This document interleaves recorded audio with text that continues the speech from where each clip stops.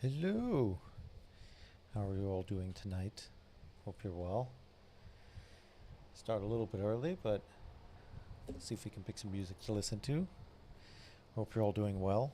If there's any issues with any audio or video or whatever, just let me know. As always, it has been a while and I've used OBS for other things, so I have to like reset up every single time. Let's see.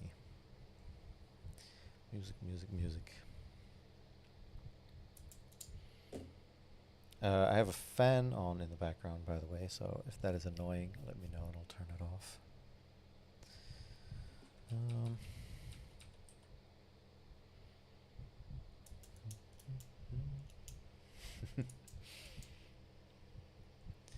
Can't wait to see what you're cooking. Yeah, well, hopefully I'll have some cool stuff. I've kind of been on a bit of a roll lately, so I want to share that while it's all fresh in my head. Messing with geometry nodes, obviously. But I had a bit of a breakthrough and some fun with like textures and 3D and stuff. So it's nice. Let's see, what are we picking while we're waiting? Actually, I was jamming on this the other day, so let's go here and let's start.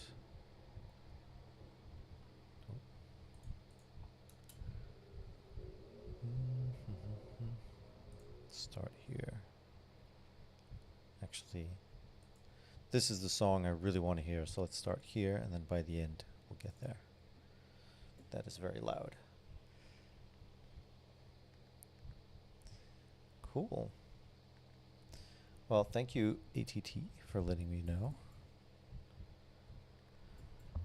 Nice. All right. I think I'm good to go. Let's close this. Yes. All right, so Houdini stuff? No, mostly Blender lately. Houdini not for a really stupid reason, actually. I switched over to a different Linux distro a year ago, I think. I switched over to Arch to use Wayland and all the new stuff with just to see what it's like, and I really ended up liking it and stuck with it. And Houdini doesn't work on Wayland yet. I can switch back to X11 if I want to, but yeah, then I have to switch between, and it's just annoying. So I just ended up doing more geometry nodes. But I will say, the stuff that I did last year with it has kind of inspired what I'm going to get into today. So I sort of found a way to do it in geometry nodes as well. But I'm already just chatting without really doing anything. So let's start at the beginning. So I was on a bit of a mission to figure out if I could make a nebula. And then I did some last year in Houdini, which was fun. And now I've gotten to a really fun, simple way of doing them in Blender. So let's start with volume cube and distribute some points in there. And really this is the base of everything. So let's type distribute points in volume. There we go. Let's start with a density of 1,000 maybe. So if you're just going to display stuff with noise, and I'll show you.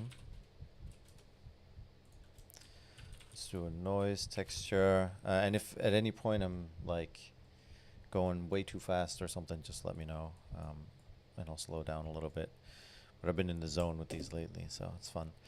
So if you just throw an offset in the noise texture, if I make this a bit smaller, you can see you get a nebula. But let's say we want to push this out further to get like more tendrils. You might want to scale this vector. So the noise texture is giving us basically 3-dimensional vectors to offset the position in, which is really nice. And if you untick normalize, then you get them in all directions, and it works really well. But if you just scale this up, then you'll see you don't really get a nebula. Even if we put this up to like 10,000, you never really get that nebula feeling. And the trick to it, I found, is by basically repeating it, which sounds really simple when you think about it.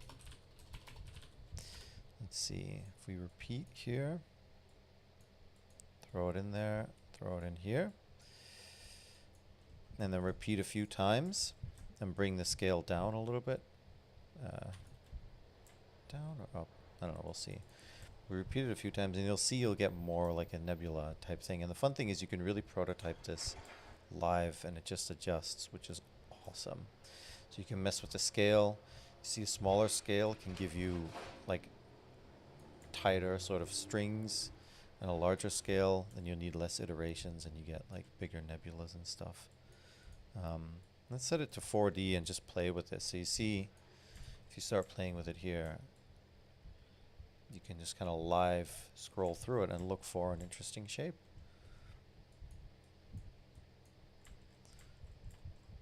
And that's like a lot of fun already, you know, it's cool. Now let's see, let's actually set the radius of the points to be a bit smaller. And now you're totally getting nebula vibes. And the thing is, the only downside of doing it this way, I think, is you're tempted to push the density up and up and up and up. And it kind of works, but at some point it just gets too much.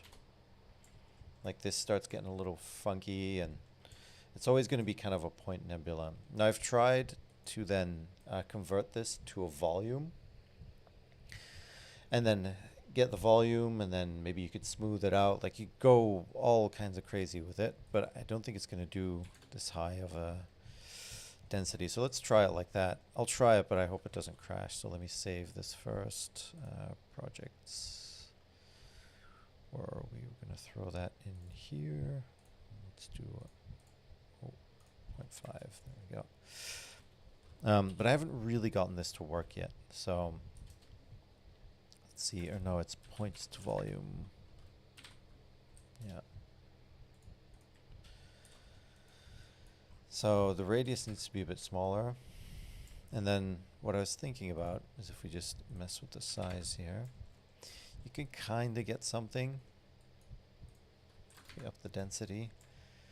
And then let's do volume to mesh. Volume to mesh, there we are. And you can create sort of a nebula, but again, the lower you go, the more like blobby this gets. So let's see if we set this radius down. Maybe set the voxel size back up to 0.1. No, that's fine. Let's see, and then set position. And then we're going to blur that out. So I take the position, and then you've got the blur attribute, and that basically creates a smooth for the positions of the mesh, which is really nice. There we go, and then we just basically have a smooth. So now you could get something that looks kind of nebula-like. Let's see, the problem is if we decrease this down. No, sorry, that's not what I meant to do.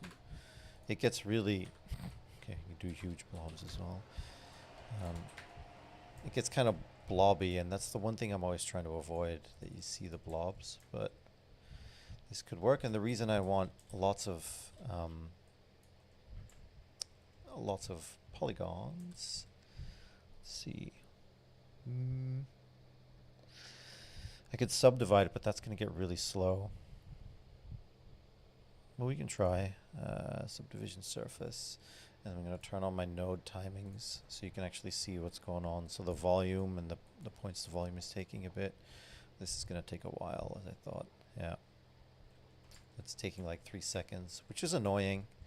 But it's not like if you're just doing a still, we could leave it in there and always turn it on if we wanted to. But now, if we create another noise texture, and can you tell I've been pretty obsessed with noise textures lately. Let's see. We can do another set position, not set material, but set position. And then do the same thing. Turn the normalize off already. Scale it down.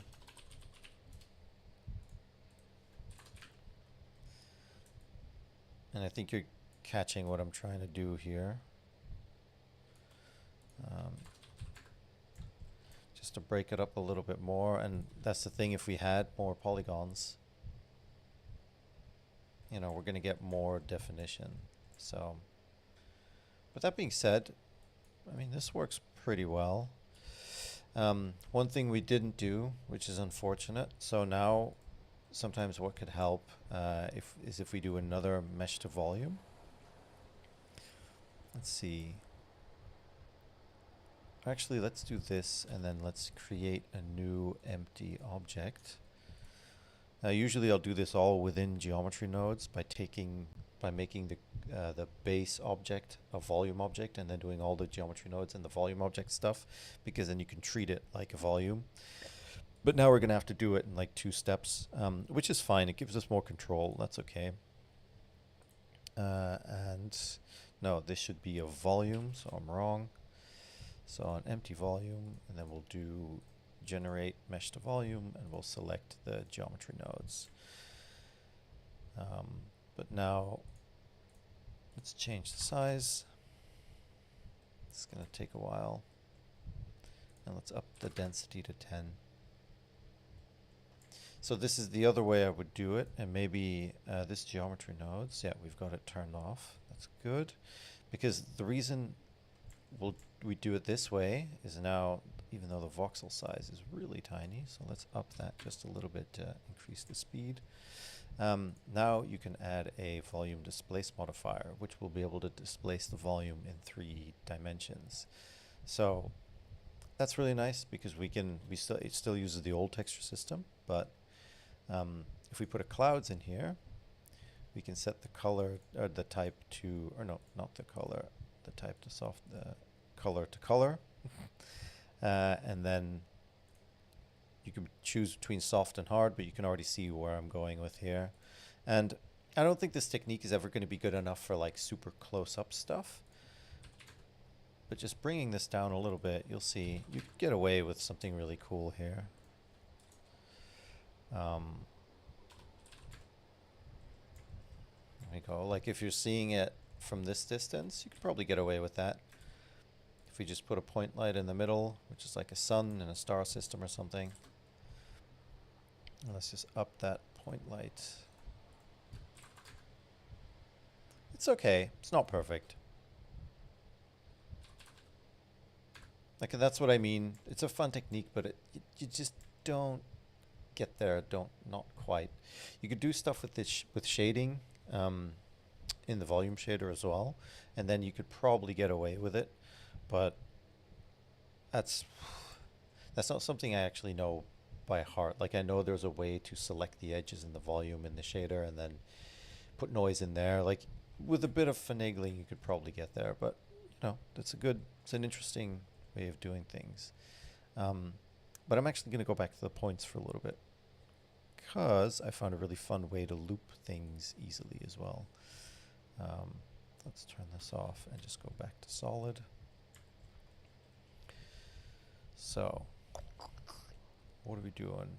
The volume, the extra set position, the blur, we can turn all of these off, and then we're back to our points. Let's see. Okay. So, another thing I want to talk about before I mess with this further is, let's say you want to add a material to this. And we'll add a new material called material. Let's put it in there.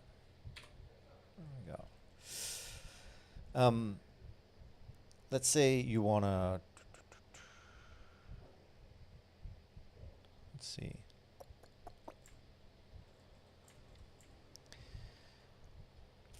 Sorry, I lost my train of thought there. Some messages coming in. I'll look at them in a little bit. I got a little distracted, my bad. So let's say you want to add some color to this. Then we're going to add yet another noise texture. This is the noise texture show tonight, apparently. But if we set this to rendered, what you'll see is, even if I scale this up, let's say I just want black and white. I'm going to map the range.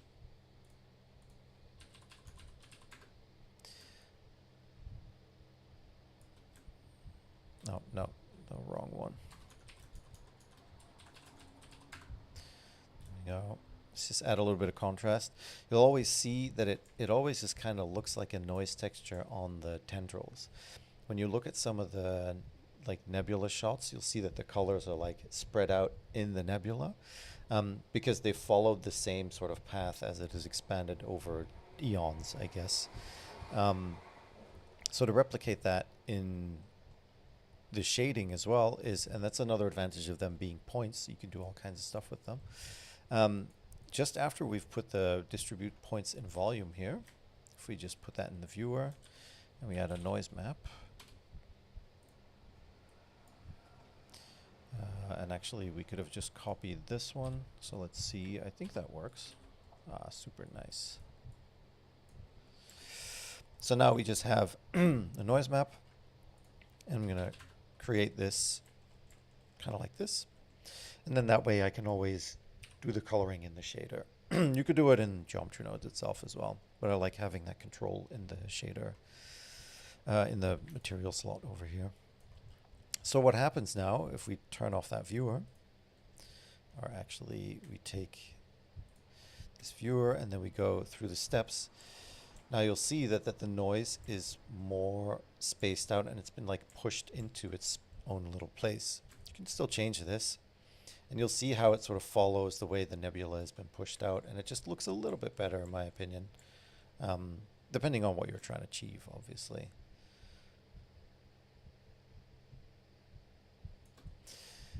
And because we don't see it here, I'm full of crap. We have to store that attribute first, and then we can actually see it. There we go.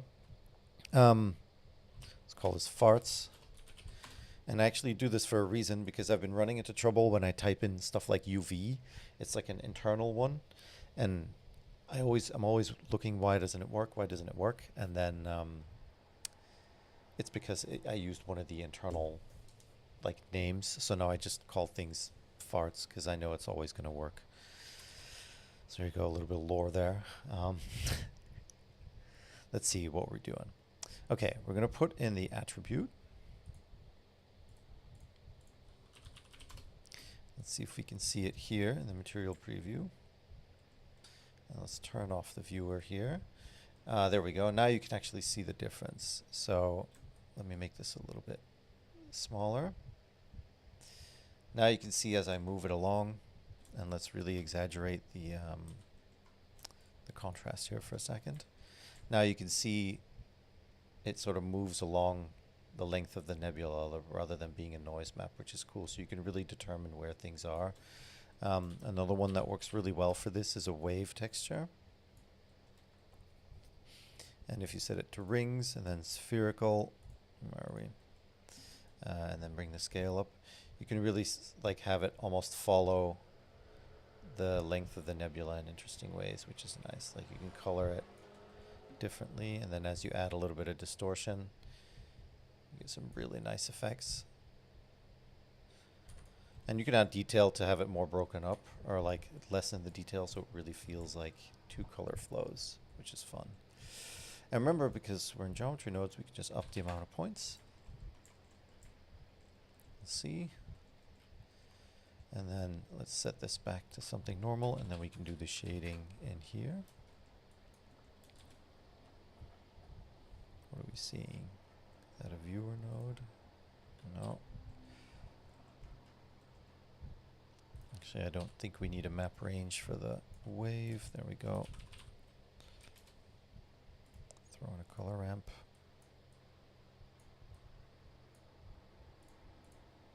Go for a pastel nebula. Go set this to rendered and turn our point light back on. And instant nebula. And the smaller you set the points, the cooler it looks. Where's my radius size? There we go. Turn everything off and nebula.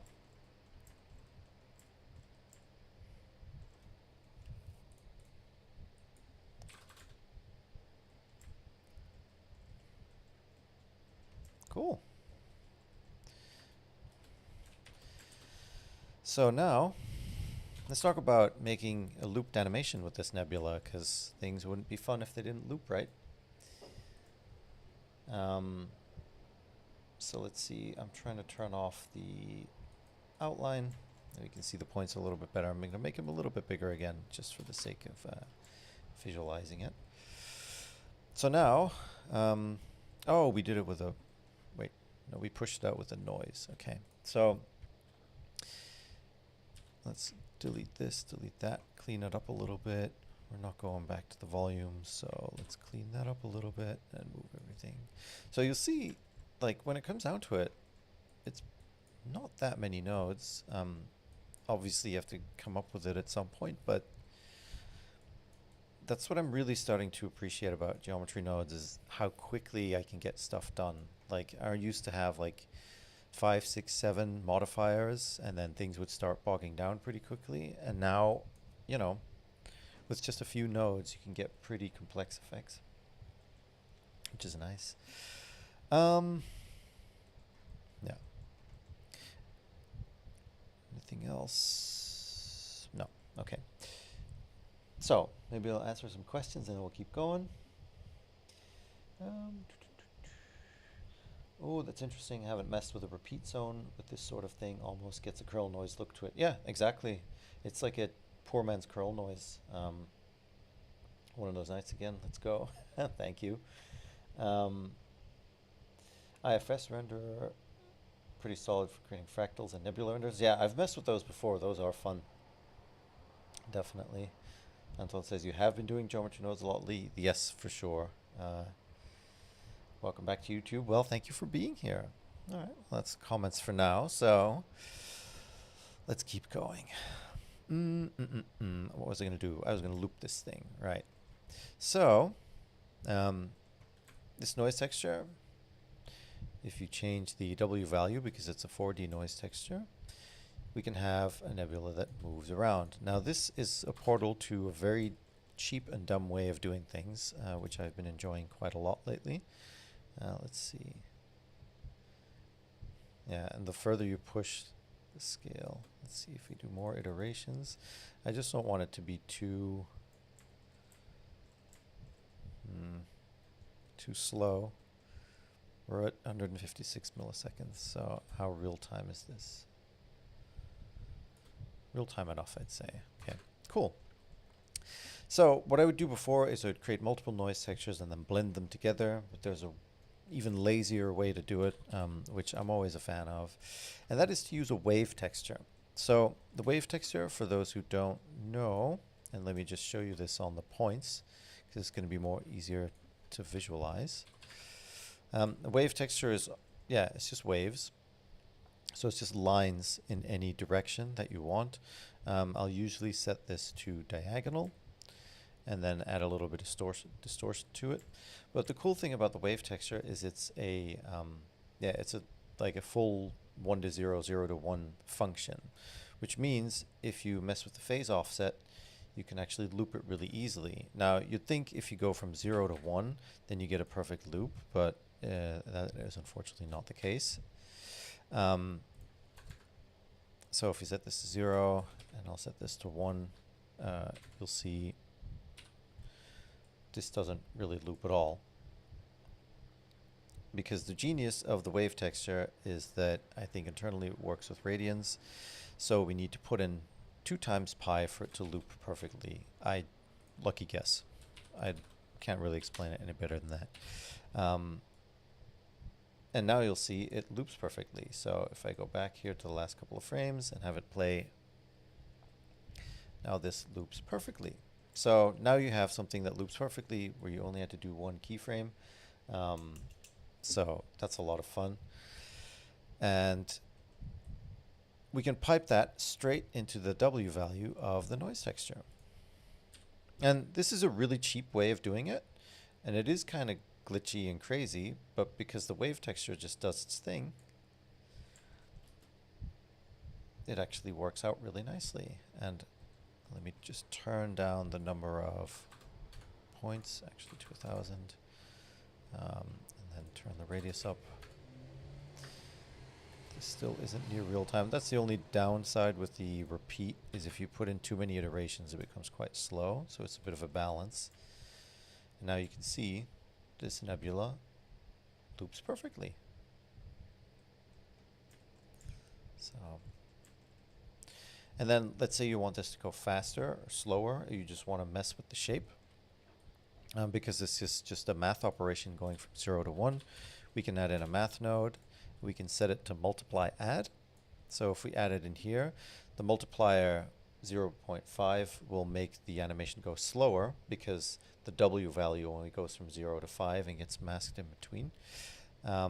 So if we set it to 5, then you'll see the animation is way faster. And I kind of like that slow-ish, so let's set it to 0.75. There we go. And then the extra bit you can add is really just to change the shape, so you can still retain the creative control. So you find a shape that you like and kind of go from there. And this is another thing where, depending on, let's say if we put the scale low and the iterations high, it's going to be a bit less jumpy, but it's never going to be like perfect as a simulation. Then you'd use a solver, but then you can't really loop it easily. So let's see. This is, oh no, this is the dope sheet, and I want the timeline because I want the playback to skip. But there we go. It's never thought of using a wave texture looping noise as a noise offset. Yeah, no, dude, when I figured that out, I was like, oh, I don't have to do the 3 noises every time because I'm too lazy to make presets. So I never make like I've like made a node group once and then never used it for like a looping noise. And then when I found out I could do that and just have the multiplier in between, it was wild. I was like, okay, cool. This is making life a lot easier. But yeah, we get a similar effect if we up the scale and then turn the iterations down a little bit. Only it gets a bit bigger. And I think my noise, I think the multiplier is just too high. There we go. It's too fast, so I'll set it to 1. But yeah, and then it's a case because it's still a volume in the end. You can just mess with it. See what happens if you add more. If the shape gets better, more complex. And then let's say you're not happy with the way the wave texture looks, you can always just add just a math node, an add node, and then you could even offset the position of the wave to get a different effect. But like low scale, high distortion, I find works really well. So this one's pretty interesting.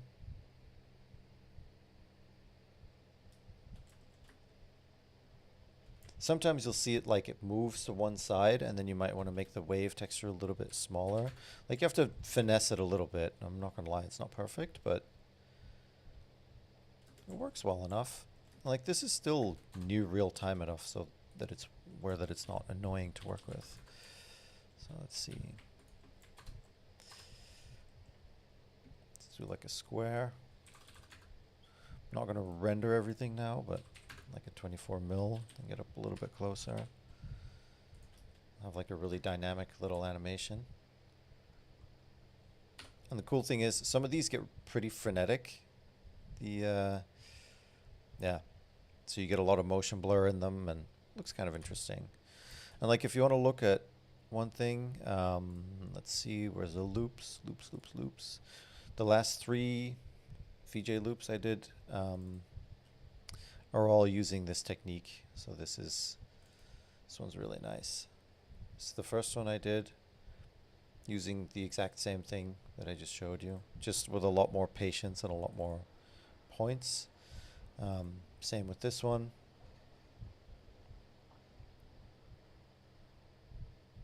No, they're fun. And you know, if you go to the website,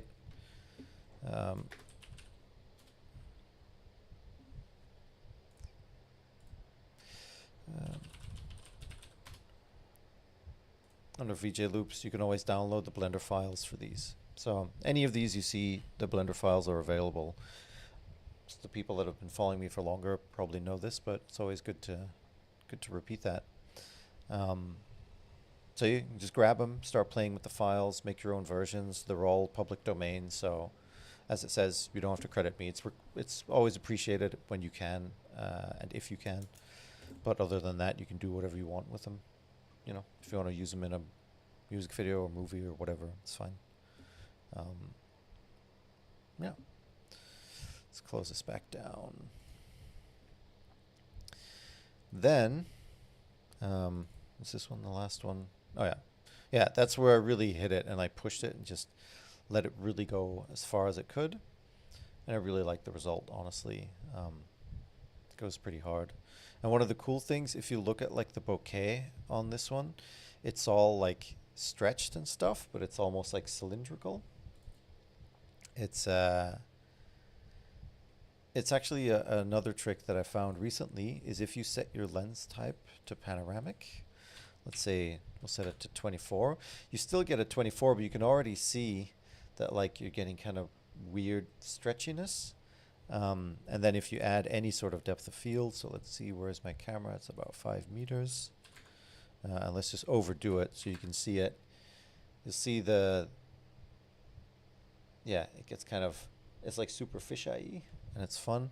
And then I think if you stretch the anamorphic ratio, then you get like a swirly, crazy bokeh, which is interesting. That all adds to it. Like if we see this now with motion blur, looks kind of cool. And anything you want to do to the cloud, like anything you want to add, for example, right now we're setting the point radius at the end, but one of the things we could do is actually just set it at the start. And then have a random value. And that way, because the cloud isn't moving, all the things are going to stay the same. They're not going to jump around. And the reason I always do this is I'm always thinking in function of looping things and trying to make it work correctly. So, and then if we set this to 0.01, 0.001, I don't know what was set to. Yeah, so actually 0.1, let's do 0.25, 5. And actually set it to the radius. There we go. Now we have a bit of differing radius in our points. This will work just fine.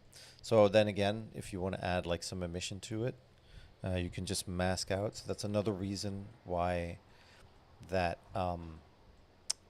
the wave texture that I add in, the the farts attribute, that's the reason why it's black and white, because now we can take that same thing and add another color ramp to it in shading. And now we can have like a line of emission going through. There we go. We input this into the color, and then we set the strength to a 5, for example. Now we can have like a band of emission in here. Make it a little bit bigger. Oh, wrong one.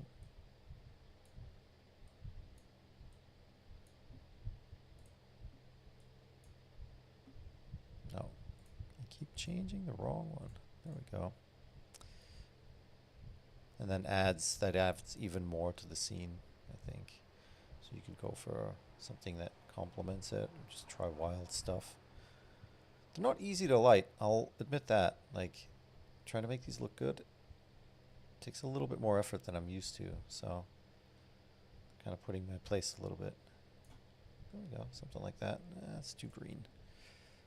I like the warmth in it somewhere in here. Yeah, that's more like it. And we could always mess with the strength just to bring it back down. But this will follow the shape nicely, which is cool. Let's bring this up again, bring this back down.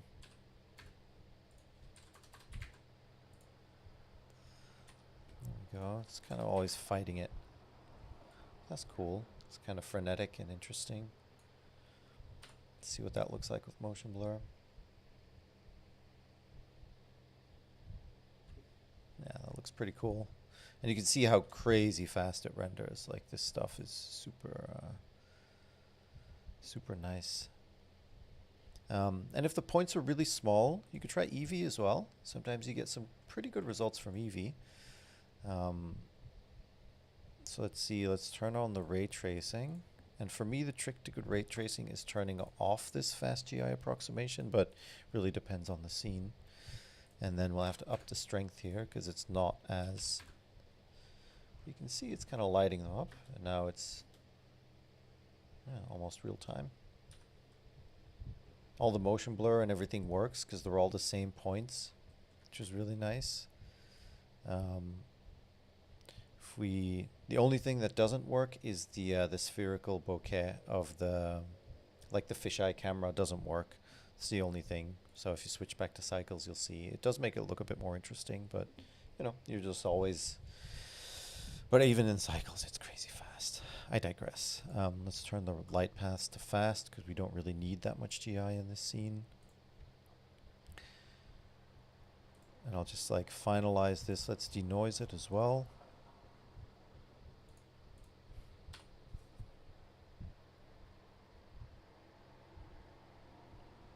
There we go. Now you get a pretty good result pretty quickly. What was that, 5 seconds? You could probably bring that down even more.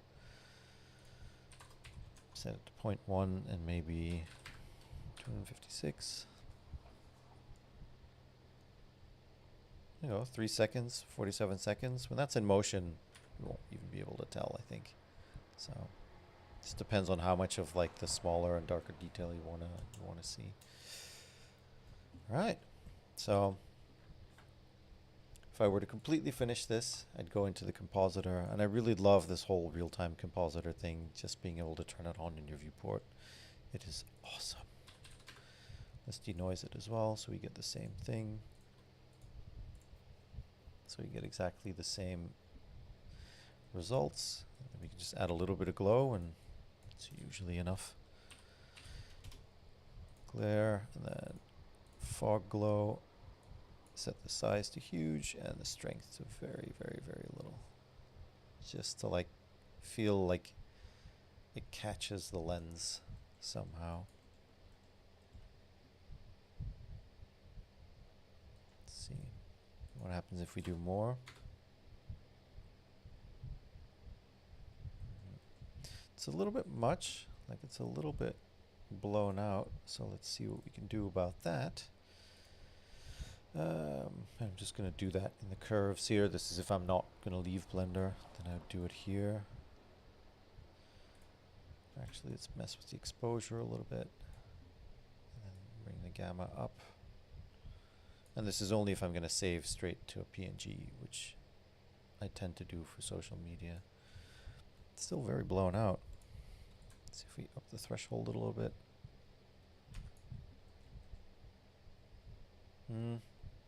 That's sometimes I wonder with denoising. Yeah, it's fine.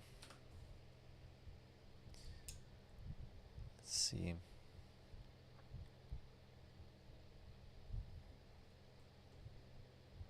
Yep, not bad. It's a little blown out, so might have to tweak that, but let's call this one finished. Yeah, I wouldn't do much to that anymore anyway. So let's kind of try something else. I'm going to answer some questions first. So if you have some questions, shoot. And then let's kind of go from there and push into some other ideas that I've been playing around with, which aren't really as finished, but it kind of builds on what I just explained. So that's kind of cool. It's been kind of a process, and you can follow along, which is fun. So let's see. I'm guessing it's radians. Oh yeah, that's from the previous thing. Yeah, it was. Definitely going to use the wave texture from here on out. Yeah, wave texture, it is a lot cooler than you might think. Make a good start for bird swarm loop. Yeah, you could definitely do bird swarm stuff with that. The reason I like it so much is because it's just some parameters and it's not a simulation. It's not like a particle simulation you're trying to wrangle.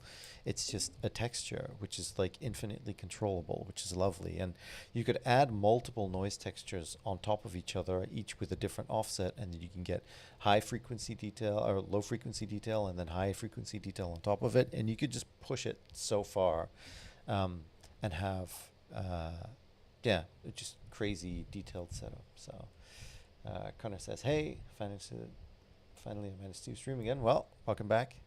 Kind of well. Hi, Mantissa back. Good to see you again. Nice. Vida says hi. Hello. All right, so if there's no questions, cool. Let's keep this point train going. So let's see. Actually, the little background behind the denoised logo is kind of what I'm going to get at, which is fun. So let's see. And it's because of the, yeah, everything's in black and white the last couple of months because of denoised, because I've been doing all the visual work to promote it and stuff. It's been a lot of work. It's been fun, but definitely got to make sure I don't burn out.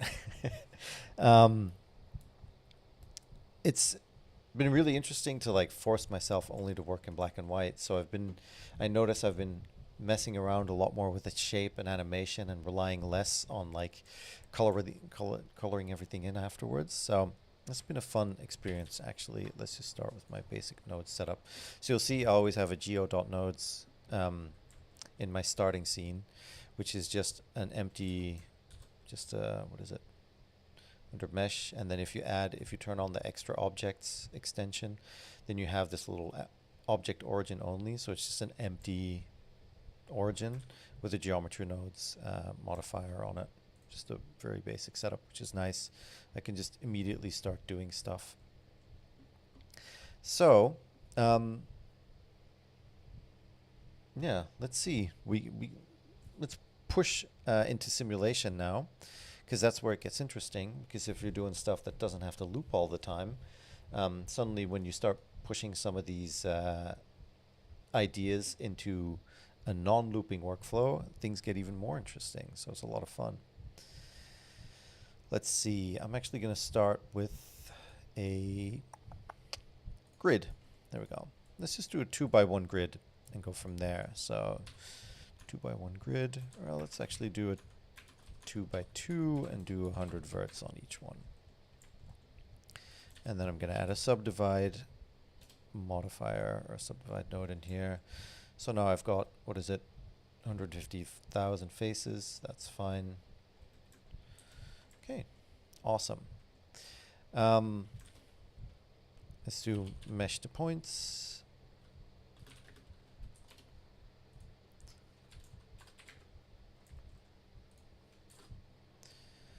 Actually, let's do 10 by 10, and then the point size can be a little bit bigger. This is bigger than I usually do, so I'll probably mess myself up, but it's fine. So now we just have a bed of points very quickly and easily, but I want, for this effect to work, actually let's do it like this first, and then I'll explain later, which is fine. And then we're going to add a simulation node. So a simulation node very simply just basically kind of keeps the state of the previous frame and then adds on top whatever you put in. So in our case, if we just very quickly set up something similar, let's add and then use the noise texture and then scale it up again. So now what we'll see if we let it play, it's going to push out. Now this is way too much, obviously, and we would want to do some other cool stuff with it. So first thing we're going to do is just scale this down. Actually, I'm going to use a multiply, and I'll talk about that in a bit as well. Now it's not as fast. Set this to 0.1 maybe. So now you can see we just have a very simple like noise particle system.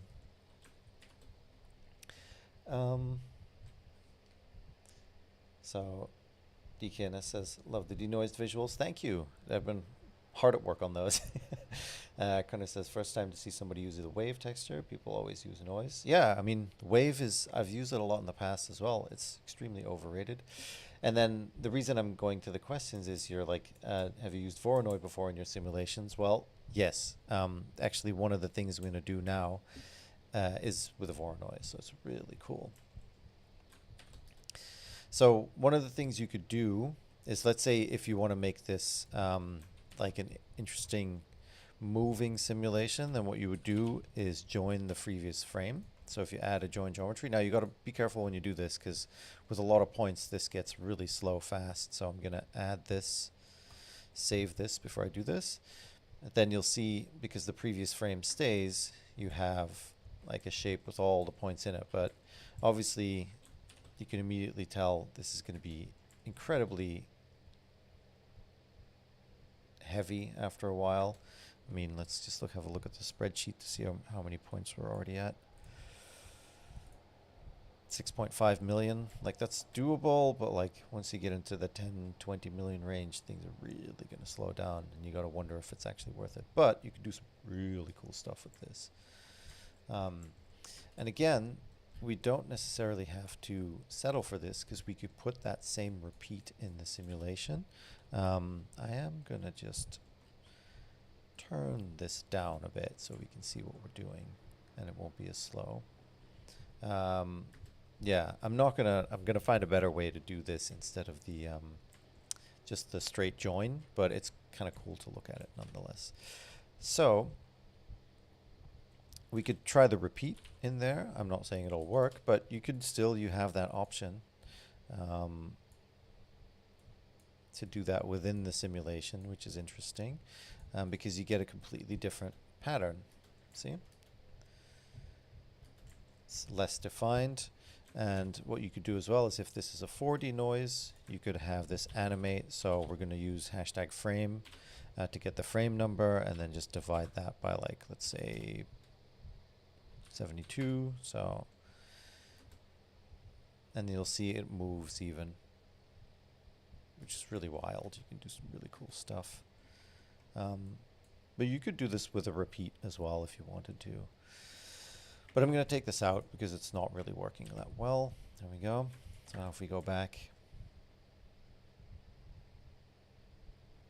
And when you look at this, like just not that many years ago, trying to do this stuff in motion graphics was like super high end, and now you can just do it in geometry nodes. But it looks so sick. Like it's just this giant mess of point. I could look at this stuff all day. And I will say one thing for geometry nodes, like if we were to bake this, there's a good chance it's gonna actually play back near real time. Let's bake it.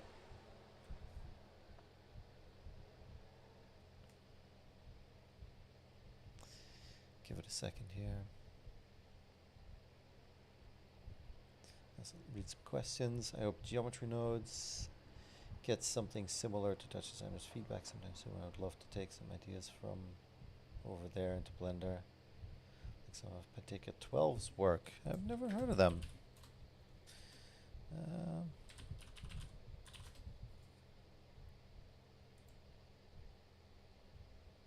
No, that's something else.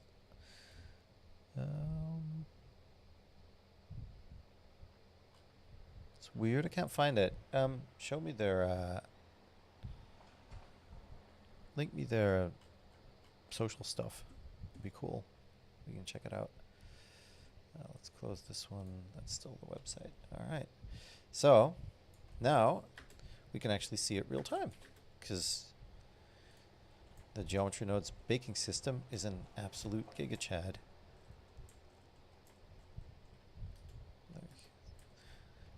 And honestly, that's only 2 million points. That's not too bad. You could push this way further if you wanted to.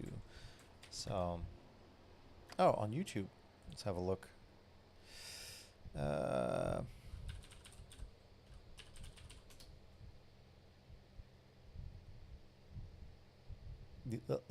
we go.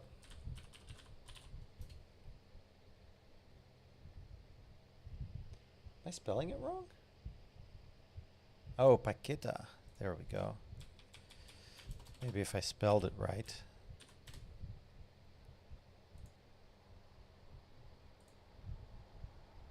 Oh, yeah, I've seen this guy. Nice. Yeah, he makes cool stuff for sure.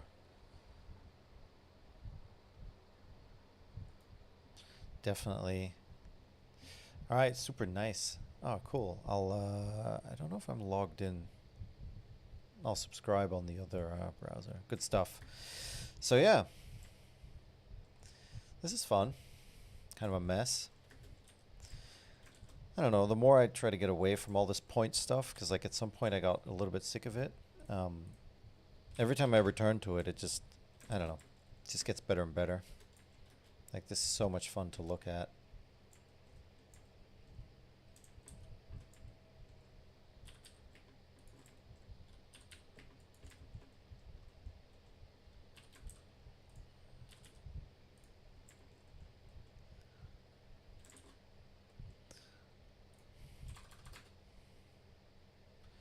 Actually, let's make this a sun.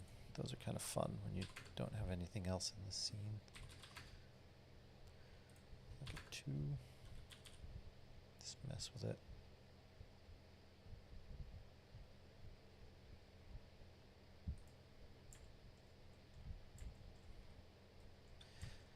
Okay. Anyway, that's cool, but there's actually something else I wanted to do, but I'm glad I got sidetracked because that was a lot of fun. I'm going to leave that bake in there, go back to 0. And actually what I'm going to do is, rather than do the join geometry thing, now they're just going to move. I want to do something similar to the, the bottom of the screen here, like next to me, that side, no, that side.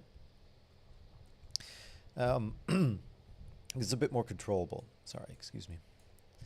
So let's see. So first thing I'm going to need to do is actually make more of these.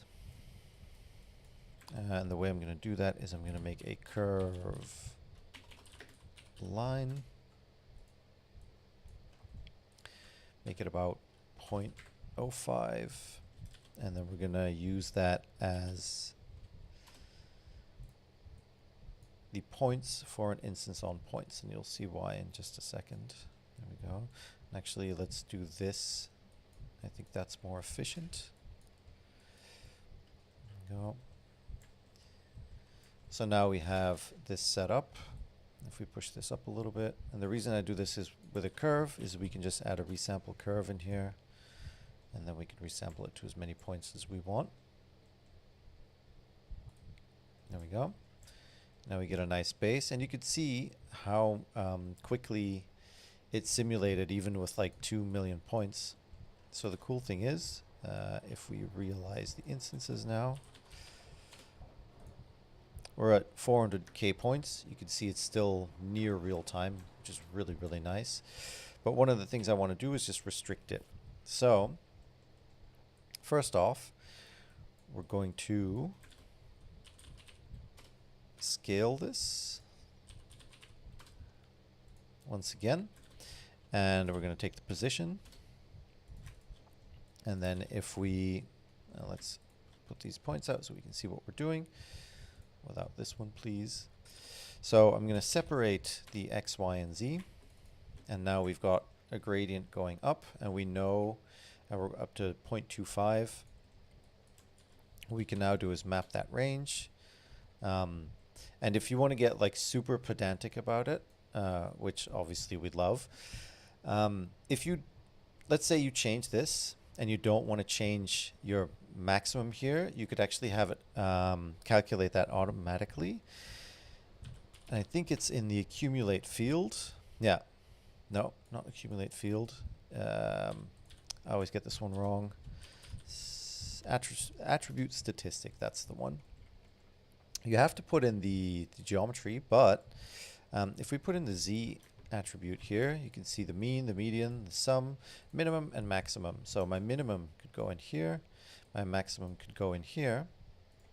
And the cool thing is, if we now preview this, it doesn't matter what height my thing is, because it's always sampling the maximum. There might be an even more efficient way of doing this, by the way, with some math, but I find this one to be like very easy to comprehend.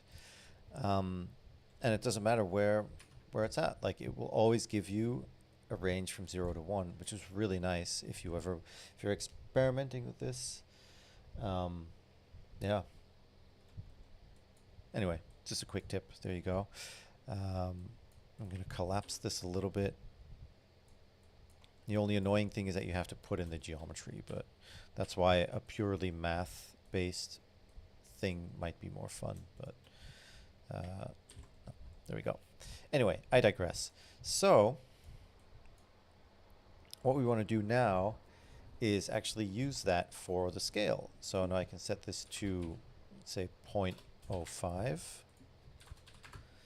And if we pipe that in the scale here, we can set this back to 1.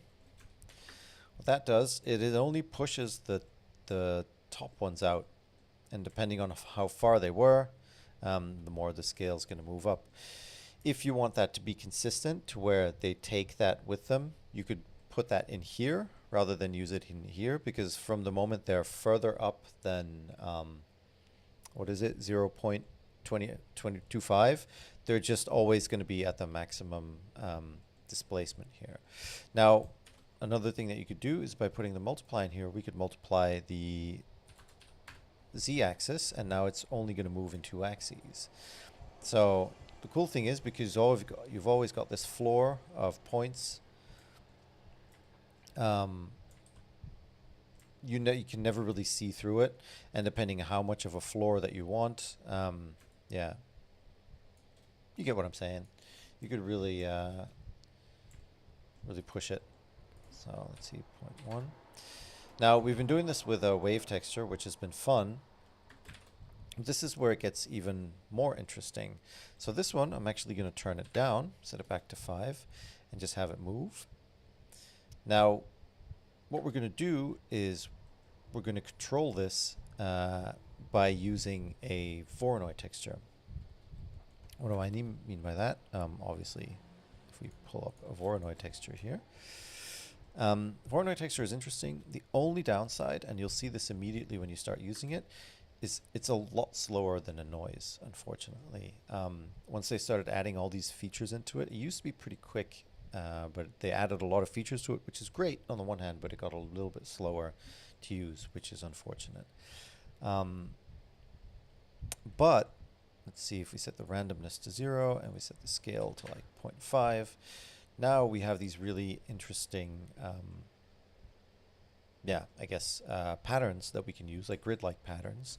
If we add the randomness a little bit, you can see it changes them up a little bit. And if you add the detail, then you're going to get more grid-like stuff between it. Now, this in itself isn't all that interesting, but if we add a math node in here,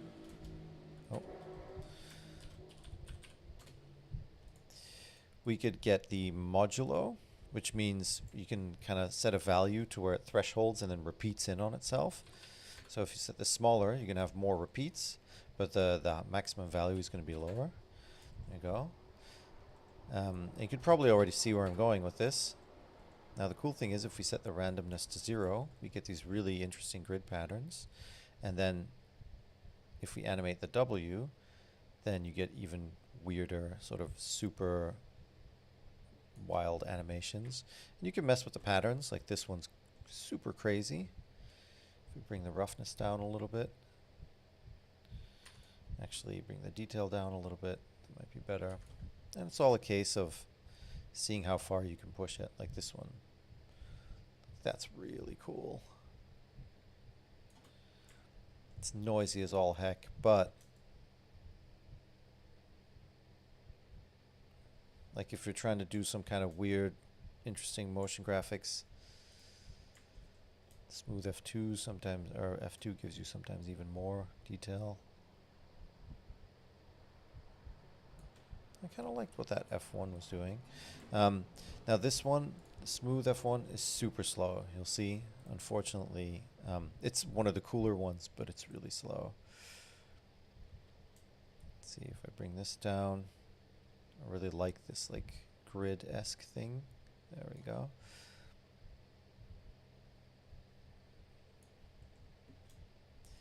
You can always add some of that randomness back in and break up the pattern. But yeah, kind of like where this is going, honestly.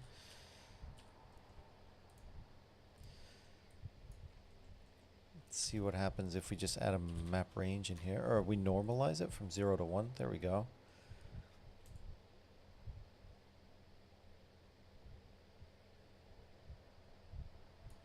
And then we can set this value. There we go. No. Value. There we go.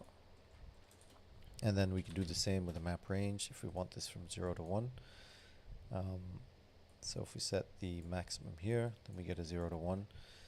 And then we could even go in there and just really make it smaller. So now we have these lines, and they're going to move along.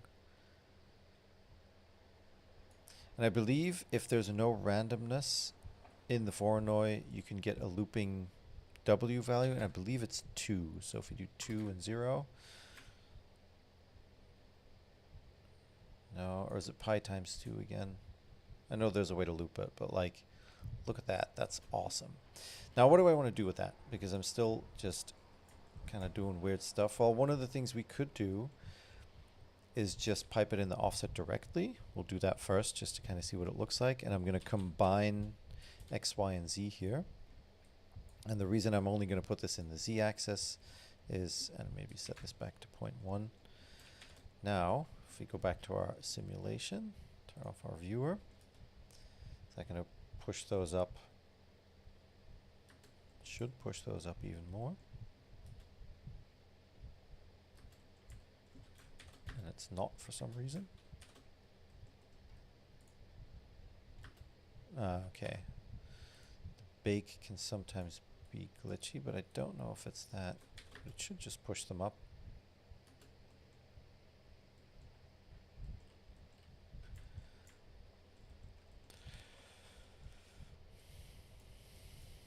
Let's see.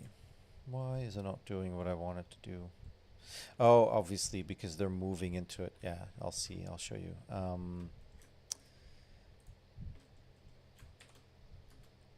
Because it's moving up into a region where there's nothing, where there's no texture, and that's why it's not doing it. So that's fine. We could bake it in and then push it, but the thing I actually wanted to show you, because I got sidetracked once again, as usual, is now we have, remember we have this noise. Now what we can do is, let's see, what did we do before? Yeah, we have that here, and then we could actually put this one. We could do another scale if we wanted to.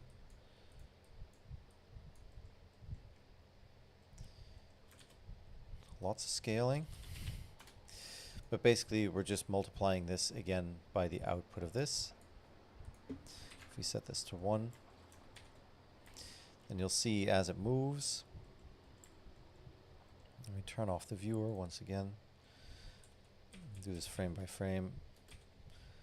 What we got to do is then pipe this in here to make it actually work, and now you get these really interesting moving patterns. And you can see the Voronoi has slowed it down quite a bit, unfortunately. I still have to animate the W here, so let's do frame divided by 120 just to have it move. Now you can see the point cloud move, which is interesting. And because we're using the noise to move it, it's like something disturbs it, which is kind of cool. And depending on what kind of scale we use here, you can see. And let's move the scale up a little bit so that this is 2 and this is like 0.25. Now you can see that pattern doing the work, and it's just going to get progressively more scattered.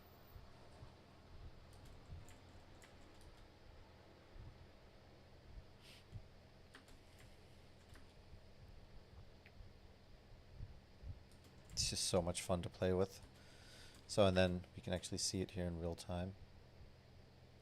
I mean, we're not really trying to achieve anything specific, but looks kind of sick nonetheless, which is nice. So I think if we want to push this even further, there we go.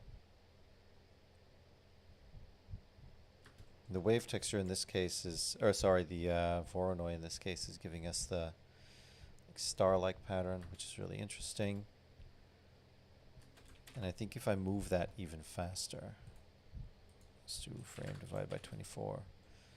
There we go.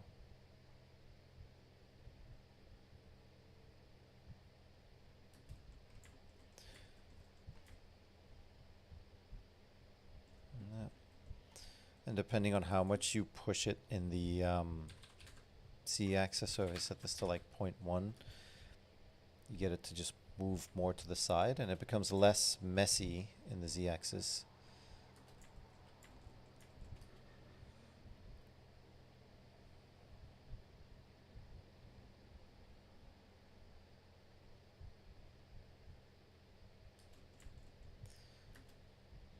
I feel like it should be pushing things even further.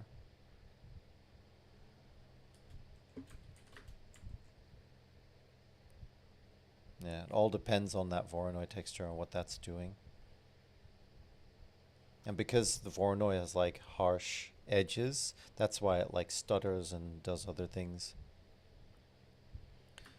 So let's see.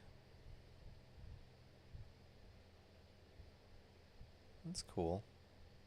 You're always gonna have a bit of a like sine wave effect, but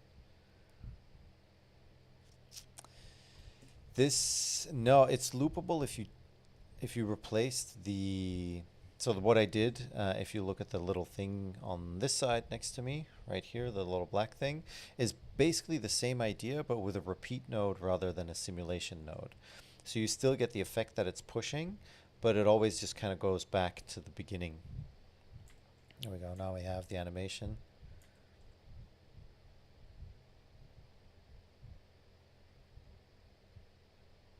And mostly the initial stuff looks really cool, and then it kind of turns weird. But if you do this with, let's do this with slightly less. There we go. Kind of an interesting propagation system. You can mess with the speed of this as well. And the scale. So let's set this to like 0.5. Now you'll see it still pushes it, but it's not as messy because the noise.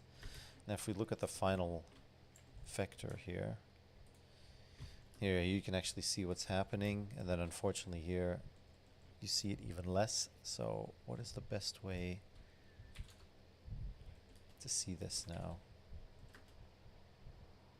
Yeah, the Voronoi is masking the noise that's moving. It's hard to see, but I hope it's at least clear. So now we can push it even further. Like I just messed with the maximum here a little bit. And depending on how complex you need this to look, you could always go in, add more layers, set a higher count here, and then you'll get another sort of layer of points. And we want to set the points bigger here because obviously we're using less of them. And here you can see the effect quite clearly. And this is still pretty fast, so I feel like it's just the equivalent of vibe coded this in geometry nodes.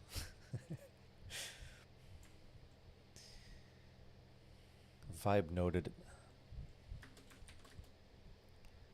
Yeah, it's cool, but I like it with more, because more is always better.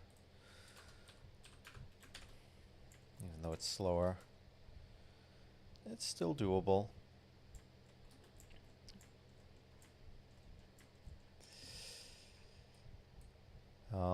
Let's actually mess with the Voronoi to see what kind of other patterns we can get. Fit it to Chebyshev. Oh, that's awesome. And actually, I'm going to turn this back down again.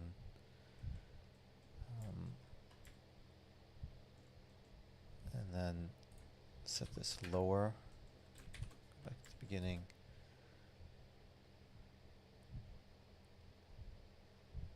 Now let's actually simulate that, because that's going to look really cool.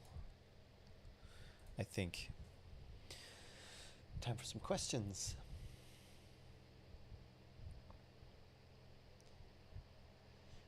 Yes, GeoSim's already pretty cool, it's true. Heavy but looks cool, man. Well, it's not that bad. Like this machine's a Core i7. It's got a fair amount of RAM. It's got 96 gigs of RAM.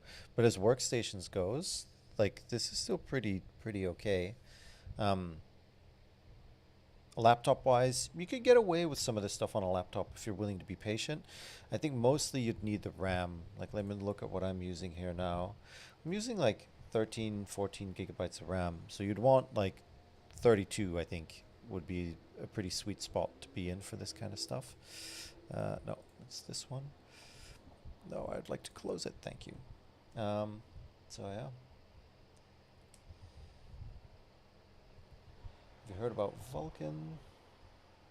Because it's coming to Blender in the next update. Yeah, it seems it's going to make your geometry nodes faster. That's what I saw in some videos. I don't know if specifically it's going to make geometry nodes faster, but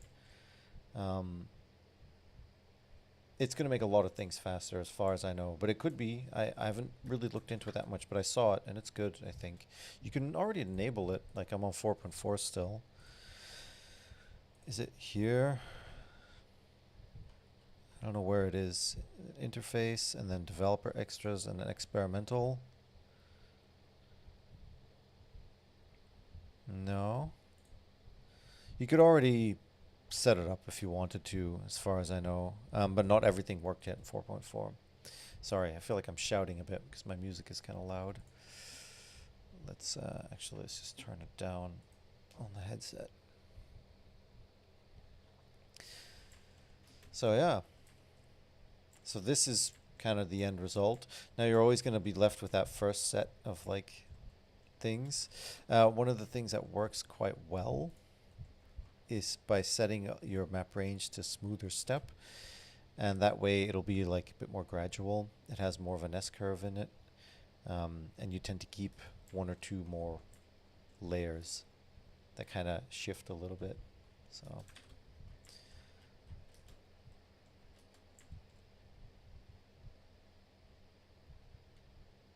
yeah, and I think this one is really high now. So if we do this with a little bit less, the pattern will be more defined. There you go, and it kind of smooths it out. And the reason that one jumps is because the Voronoi has like a hard, the mode that I'm using it, I always forget the name, the Chev mode has like hard edges in it. And now we're doing everything that's like, that looks kind of symmetrical, and the only reason it's warped is because we're using the noise to simulate it out. But you could use a wave texture or something else to kind of have it move in a more, yeah, I guess, straight fashion. Another thing we could do with the noise, and I haven't tried this yet, so we'll see if that works, is if we put another vector math node in here. And what I want to do is I want to set that to snap. No. Snap, snap, snap. Where are you? There you go. If we set this to 0.1 increments, then the noise will be also like snapped in increments. Doesn't seem to do that much. Maybe if I set it smaller. But we're getting really in the weeds here.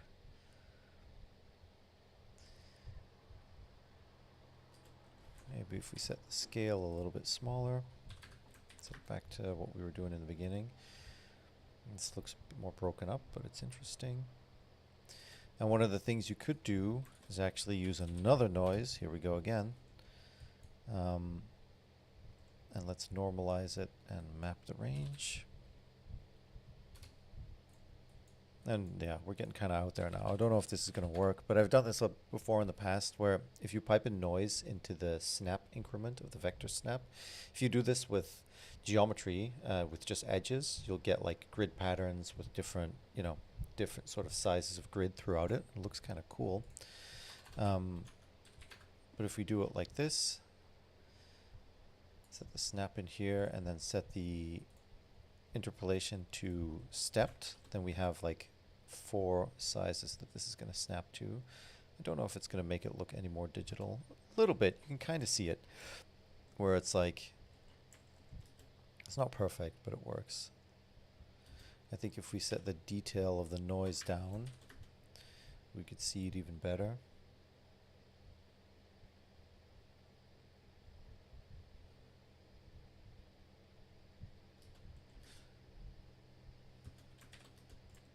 Now you can see it kind of has a bit more of a grid-like feel to it. Set this to 0.5. And once you've set all this up, I mean, it is kind of a mess now. It's gotten a lot bigger than before. You can see, yeah, see? I knew setting it to different sizes than I was doing earlier was going to mess me up. So let's do 0.1 to 1. And now we might actually see the snapping better. I'm used to working at a bit of a smaller scale. Now you can see the rectangular like feeling in it, which is really interesting. If we set this detail down as well, I set this maybe a little bit larger. Then we're going to get like, there we go. Now we can see the rectangular looking stuff in there.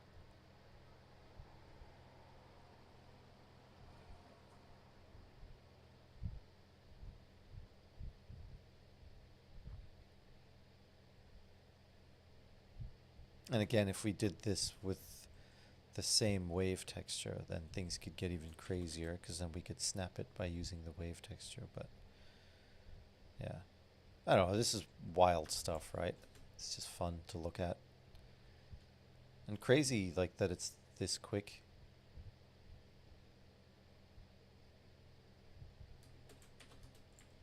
I have to build something like this and mess with the Vulkan stuff to see if it's really a lot faster.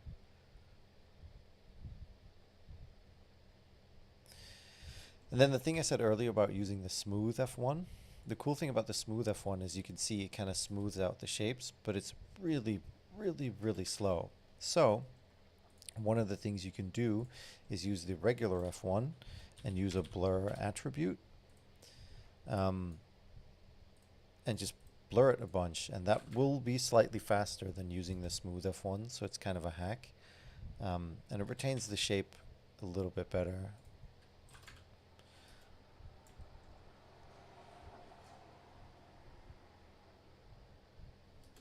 And then you get something that looks a little bit more smoothed out. Now the difference between the two is if you use the smooth F1, then it will actually be calculated, and we can set the smoothness to 0.1. Those jumps in the middle will most likely be less jumpy, but you can see the difference in speed. It's kind of crazy. No, they're still as jumpy, it seems. Yeah, depending on how much you smooth this. So if we set this to 0.25, you'll see things will get rounder, but you'll have less of that jumpiness because there's less like hard edges in the texture.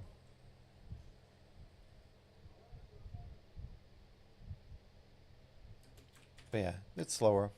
So, and it seems like that jump is still in there. Set this to F2.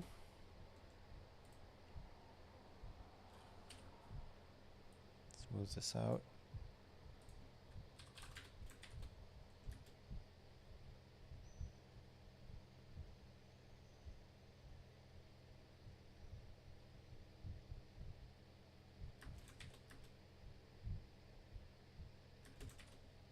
So yeah. And then if I'm not going to do that tonight, but if you wanted it to like move and have a little bit of like after push almost, you can always either put in a color ramp, or if you bake in, if in your simulation loop, you pipe the attribute in and then multiply it down over time. Saying it is doing it, I guess. Okay, let's see if that works. I don't know if it's going to work, but we'll try. So if I store this named attribute, how would I do this?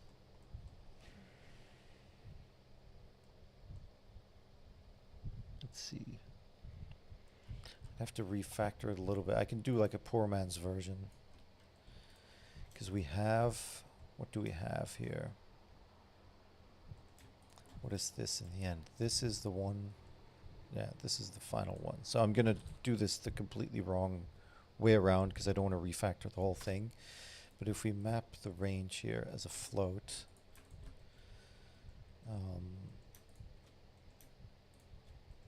let's see, we do this value in here, and I know it was like 0.25 or something. There we go.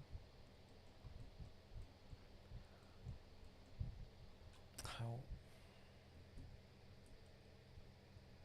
Because it's, which one do I need? It's this one. Which one is this one?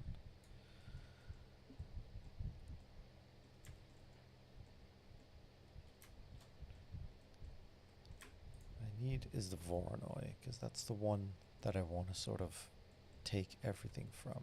So this one is good. Actually, I could use that one. I could store this. Let's call that fade.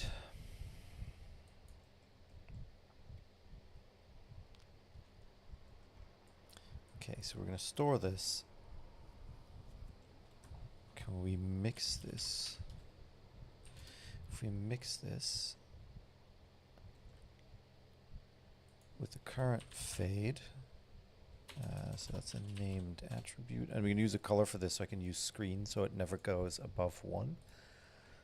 So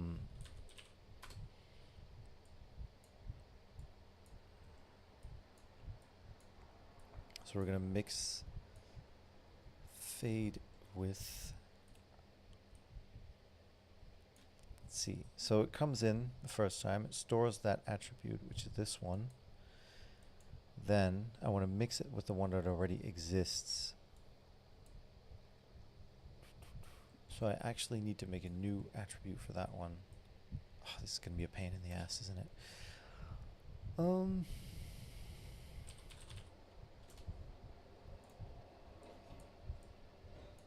Okay, let me think. Sorry, this is going to be a second. I just need to think this through.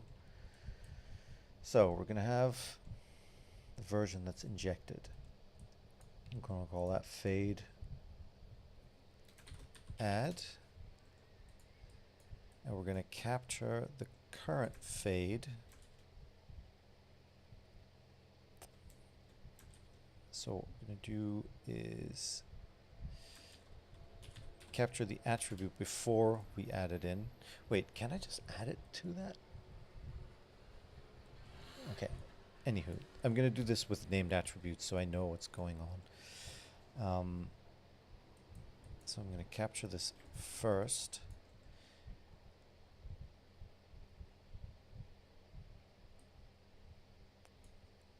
If there's a fade add, we're going to capture that. So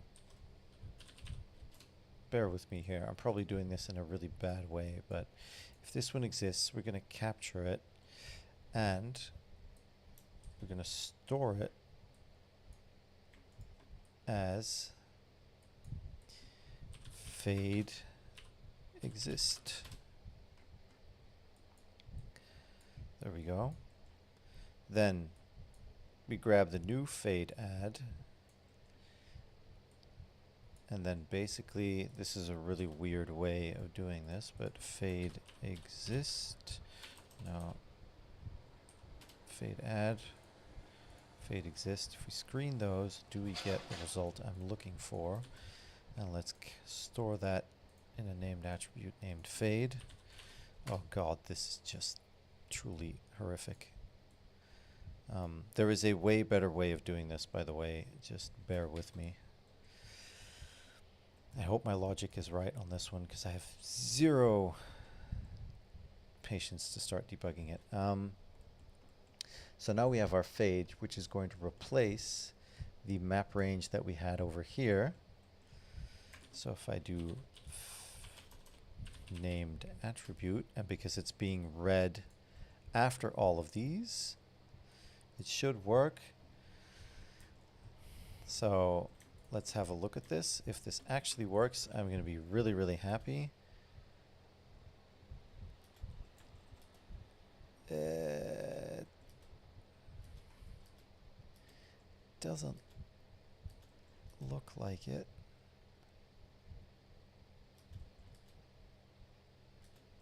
Does it have, compared to fade exist and fade add? They're kind of there.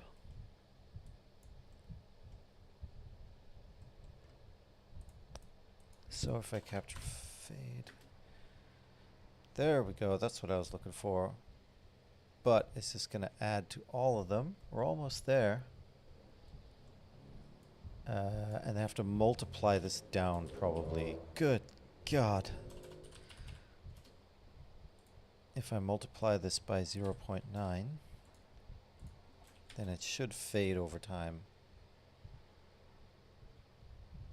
Yep.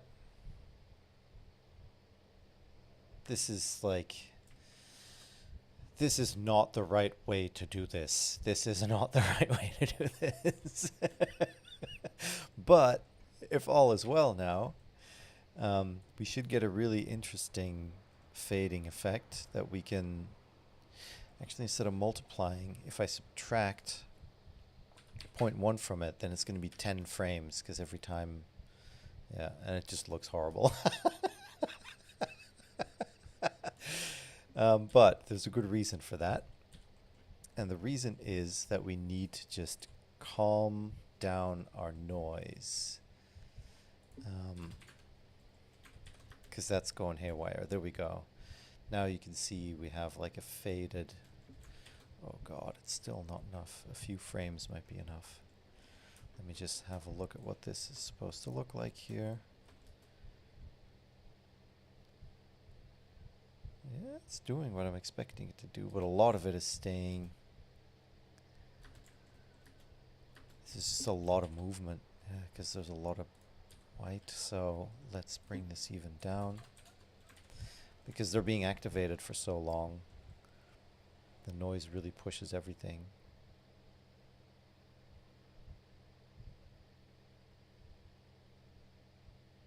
But now it's gonna like slow down. But by just, yeah, if you multiply it, you're gonna get a different curve. So it's really a case of finding the right thing here.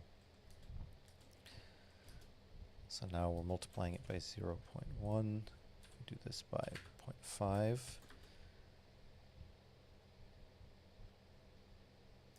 Yeah. Now you get that effect. There we go. And it's going to hit 0 at some point, and I just want to clamp it to be sure, so we're not going to do anything weird. There we go.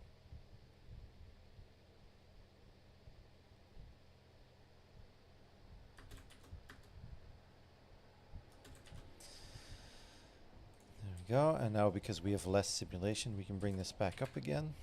Let's actually bake this, and I'll read some of the comments. So,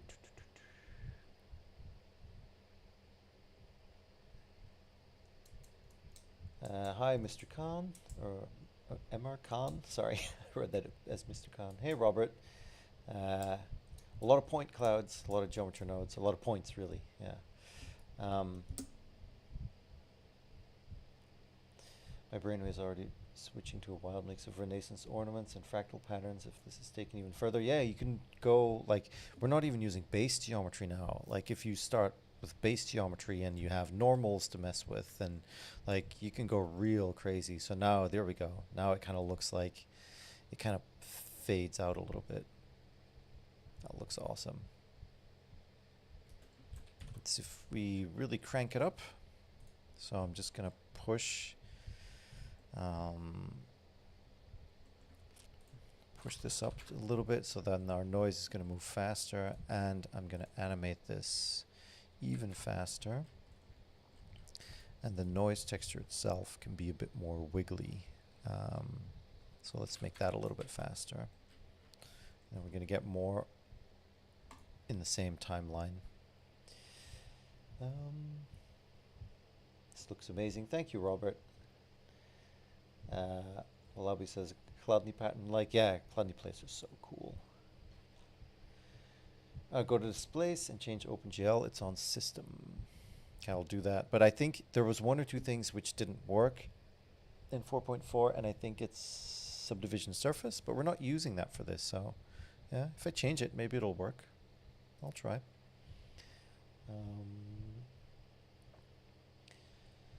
Looks like a moving quantum computing mainframe with the Chebyshev. Yeah, I mean, there we go.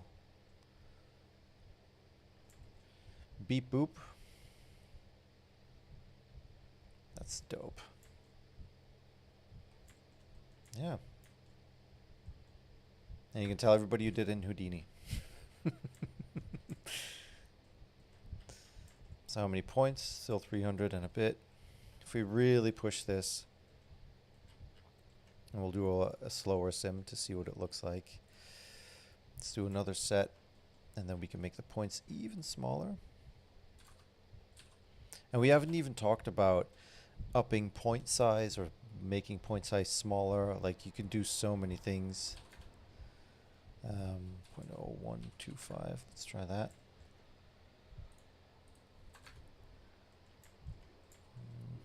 A little bit more. Something like that. We render it. Yeah, you can see these are, oh, there's a light in here still from the simulation.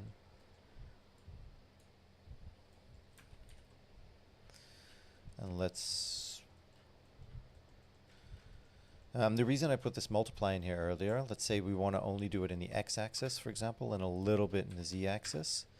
Then you can use that multiply to control it. So now things are only going to be pushed out that way, which is also really interesting. So let's bake it at the higher resolution now. Message retracted. Uh-oh. My favorite part of the art and design process is when we get to the heavy size and calling everything a mess. Yeah, well, figured something out real time for you. What time is it? It's been a while. But it's fun. You can lose yourself in it, you know. This is the best part of making stuff. All the other stuff kind of doesn't matter when you can be in that moment.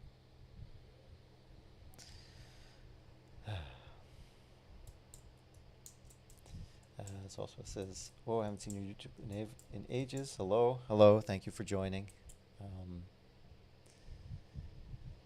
Save. Good point. I haven't saved in ages, but Blender saves, auto saves every 2 minutes. The only thing I need to keep an eye out is my RAM, and that's at 23 gigs. So yeah, we're okay for now.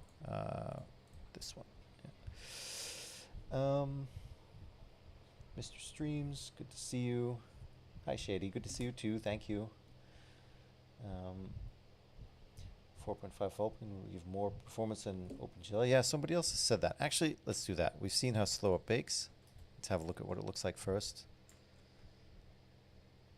Even more detail, so now you can really go in and see the detail. And because we only did it on the x-axis, but let's set that back to what it was and just up it ever so slightly.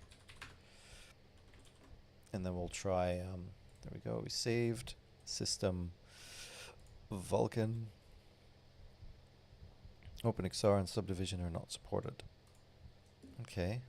Do I need to restart? Yes, I do. So Blender, it's already in a different space and it's crashing.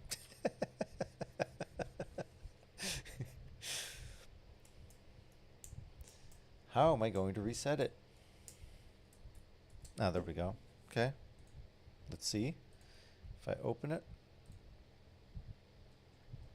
will it simulate faster? I can't really tell. Okay, but 1.6 million points. You could get away with another subdivision on this if your machine allows for it, but you're looking at 100 gigs is your RAM, I think, for that one. And if you leave it for an hour, it'll chug through it. It'll do it. So that's cool. But yeah, I think like 5-6 million. Audio went out. Really?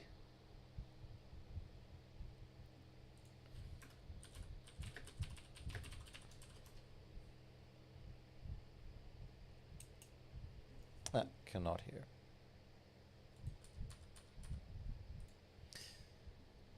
Can you hear me now? No.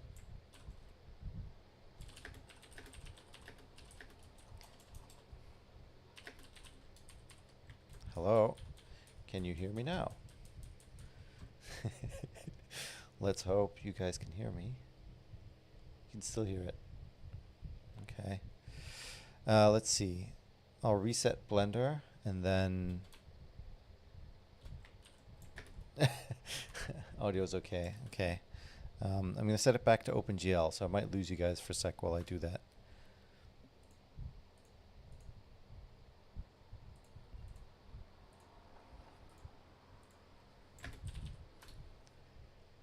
Okay. Hopefully. Yes? Okay, cool. Thank God. Oh, the audio was fine the whole time. Okay, look. It's back on OpenGL. Let's not turn on experimental features while we're streaming. It warned me. I was just dumb enough to click it. So there's still a little bit of simulation in there, but let's set it to what we were going to do. Delete the bake and then bake it again and go from there. But yeah, and then we could always light this and mess with it.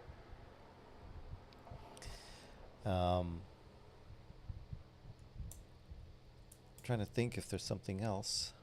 that was about the stuff that I had planned. I'm kind of glad I got this whole thing working with the delay and everything, so it kind of like has a little bit of inertia and stuff. You could tweak the amount of multiplication. Obviously, the higher the multiplication, the longer it's going to take. But yeah, you could probably use a float curve as well on the value. If you just multiply it or just subtract and then use a float curve, then you have, if you subtract 0.1 from it, then you know you have 10 steps from 0 to 1, and then you could use a float curve to do those. There's multiple ways, I guess, of tackling the same thing. But yeah, this is definitely one of the bigger node messes I've made. I'm going to see if I can get that down, though, to maybe a few nodes. Because it's fade. Fade just needs to be... Yeah, you could probably do it with like 1 or 2 nodes. So... Oh yeah, you like the wallpaper? Yeah, that one's cool. It's just displacement, but in geometry nodes as well. So I made a texture. I can show that while it's what you would call it, baking. Whew, it's getting late. Is there a repeat here? Actually, I think it's going to be in CG and then textures. Yeah. So I made a PNG where I basically just had, yeah, the reason it's in green, red is I could isolate it out. So the green one,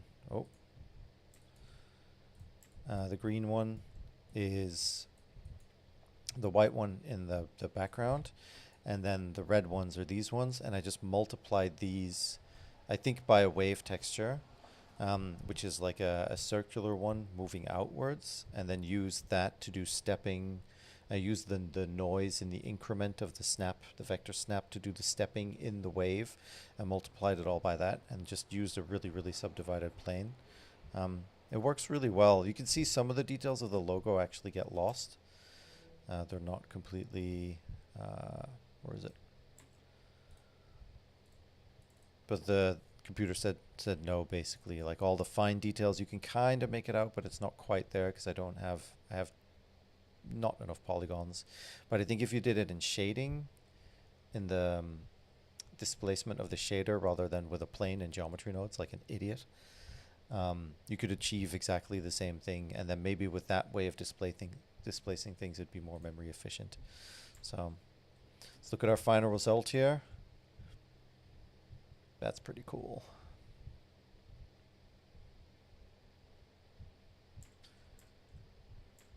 The only thing I'm noticing, oh no, it's also moving. It's moving in both directions. But yeah.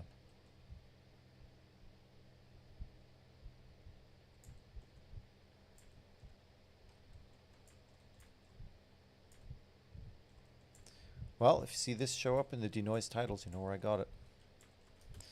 Let's actually render that. I don't want to do one last thing to it, of course. I just want to add, now that we've got this fade and we've got this 0 to 1, I'm going to map range that. Set it to float. And from 0 to 1, we're going to do 0 to 0.001. And we're going to set the point radius. So point. Can I read the point radius somehow? Points. I can only set the point radius. So what is that called? Just radius. So if we just use the named attribute,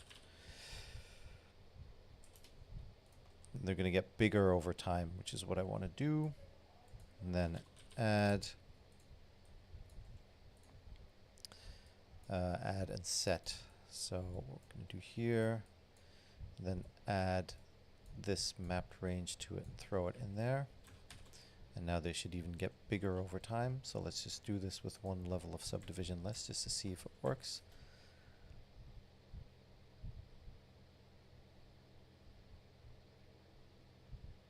It's very, very little, so I might push it up a little bit. This might be over the top. There you go. Now they actually even blow up as they get activated.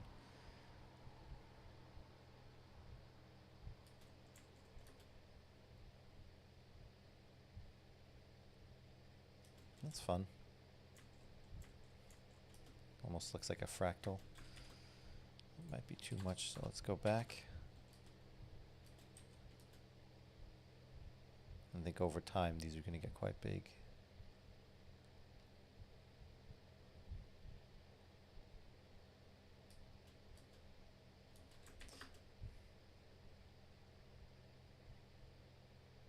And because we're using the fade, they kind of grow a little bit as they, like we're using the final fade, which has the repeat on it a little bit.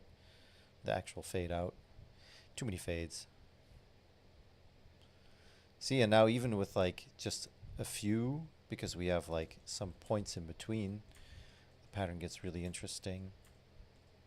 Yeah, I like it. That's cool. I think I might bring this down to like, actually, what happens if we set the, I'm going to end the stream at some point, but I just want to try something. If we set the Voronoi texture really fast,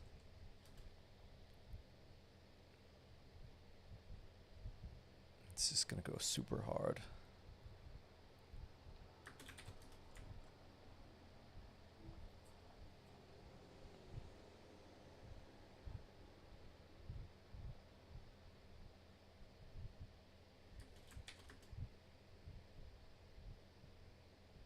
That's really interesting.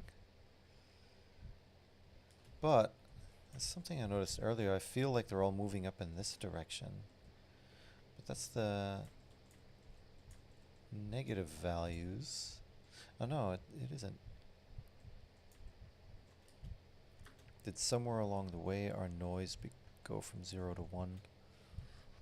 Do we clamp something somewhere? Don't know what it is. Anyway, not too bothered about it.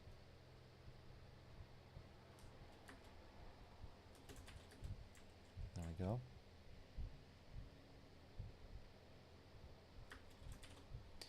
Sort of destroys itself. Let's try different ones here. If we set this to Manhattan,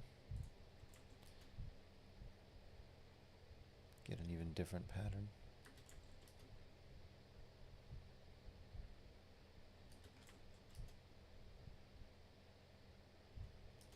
Yeah, I feel like it's moving. It's only moving these directions somehow. It's weird. If we change the noise up a little bit, does it get more? Yeah, it's a problem we could solve. There's somewhere something is being clamped. It's not this one, because this one's correct. It's probably the increments. This is being clamped, and that's probably going to be it. No, but if we go from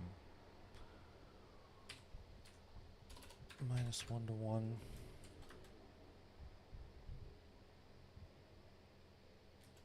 let's not mess with it. It was fine. I don't even know if this is all that necessary, to be honest. Oh yeah, it does add to the effect, I guess. But what we should do is do -1 to 1 and then do 8 steps. We have to make sure there's no 0 in the increment, and if we don't clamp it, now we're going to get that. If we snap it back, now it's going to snap correctly, and it should go both directions. Yeah. Now it looks like it's going both directions.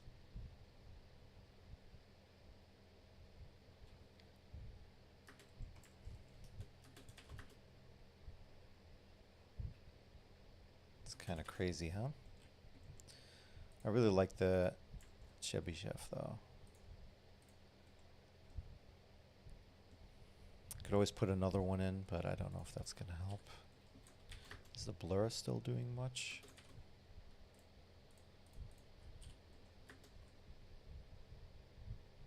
Maybe.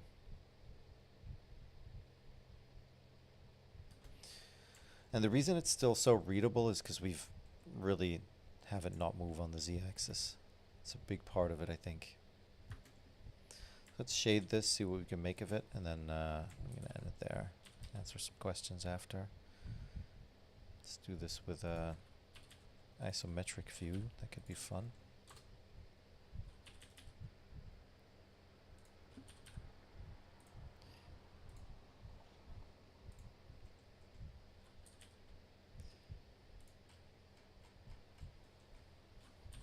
Let's get it nice in the middle. There we go. Let me bring the scale up.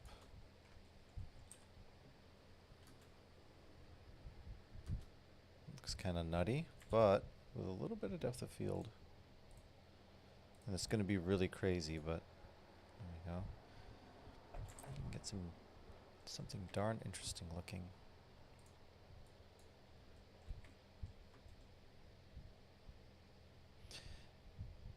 And the sunlight is still really harsh from earlier, so if we set that back to an area, move it up.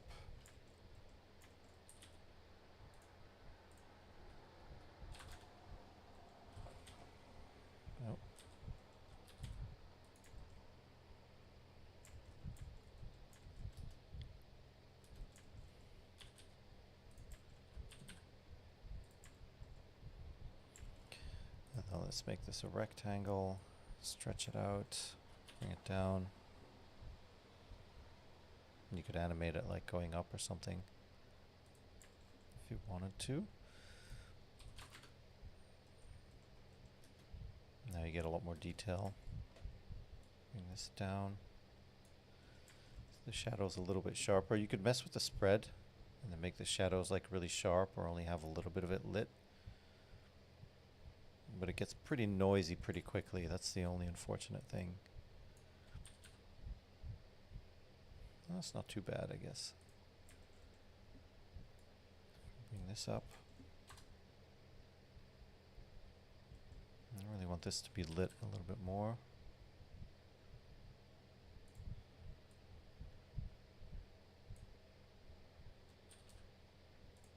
Let's just leave the spread as it was. Oh, bring it up a bit, bring it forward a little bit. Now it's lit, although I'm not super convinced by that. It's something. I'm getting lost in the details.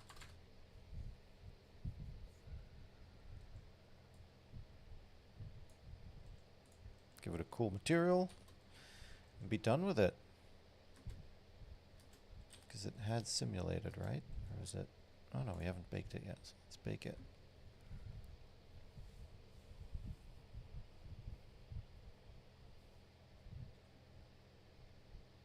So here you can really see the shape of the noise in it, which is interesting. And because we had that snapping, you get like the somewhat grid-like pattern.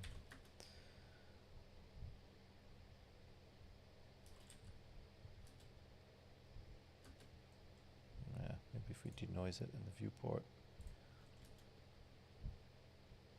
You can kind of see it. Let's add material.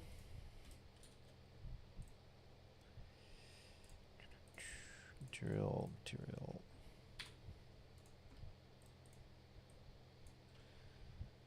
And then maybe some sheen. You almost get like an electron microscope look. This is a look that I've been messing with a lot for a lot of the denoised stuff. And then another noise, because we're never done with the noise textures. Turn off normalize and then make it really small. Something like this. And I'm going to turn the denoise off for a second. So quite small, maybe a little bit bigger. And then what you can do, this is a really cheap hack. You can pipe this into a normal map. Normal map, thank you very much. Into color. Set it in the normal. And then this is really extreme, but if you bring the strength down a little bit. Oh, that's right. It doesn't work on... It doesn't always work on this, if I'm correct. Yeah. So that you can see the color comes in. The normal map doesn't actually work. And I think, do I need to set it to object space? That's it. Or world space even. Blender object space, blender world space. The reason I use this is it breaks it up even more with details you can't even see, but it makes it more like gritty, I guess. The normals are a bit more broken up. If we normalize it, I don't know if that'll help. There you go. And now you get these things, whatever they are. But again, that's detail nobody's going to see, so it's up to you to see what you want to do with that. And it's a bit of a hack because it'll jump around as the balls get bigger and stuff because it's all in object space, but who cares? If it's cool, it's cool. Get like an interesting high contrast look.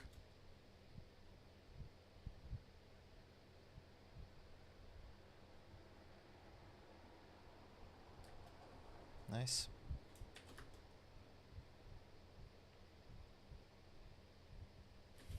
I don't know what it'll look like in Eevee, but we can try. Not bad.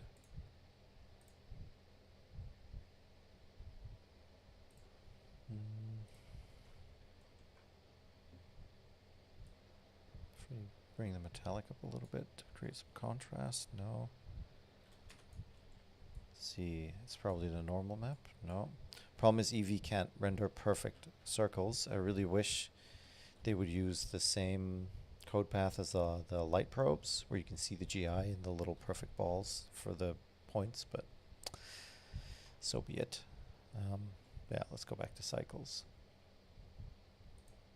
Let's see. Actually, let's see if we turn on ray tracing, if it will make much of a difference. A little bit, but because they're not perfect circles, the effect isn't quite there. If you really wanted to push this, you could instance cubes on each point, but it's going to get super slow because that just unfortunately doesn't work very well. So that's usually why I tend to stick with the points in cycles, because they're really fast to render, which is nice. I hope at some point they add more virtual geometry to the mix. That would be nice. But yeah, for now, I think this is looking pretty interesting. Getting in the weeds with these light values, though. I'm not 100% convinced, but I think we might have to bring the sheen down a little bit, the roughness of the sheen.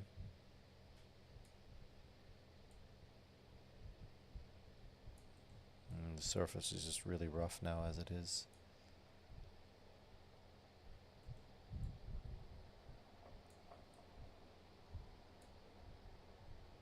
Anyway, I'm going to take too much time messing with this.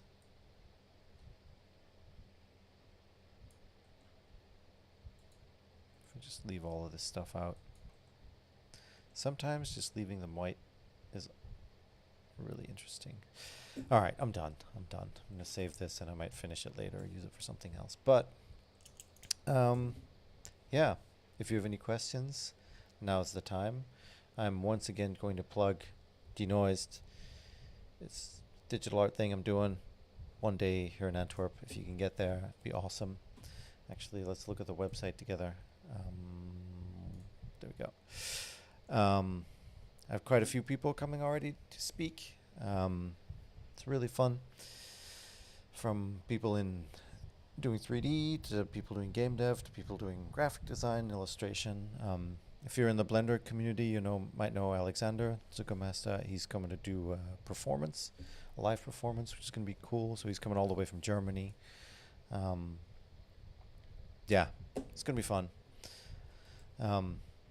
It's one day, so it's not necessarily super feasible if you have to come from far away, but the fun part is that it makes it a lot less expensive. So if you do want to come right now, you can get it for 60 euros for a ticket, and starting August it'll be 70, so you can snag it a little bit cheaper right now if you want to. But yeah, let's see.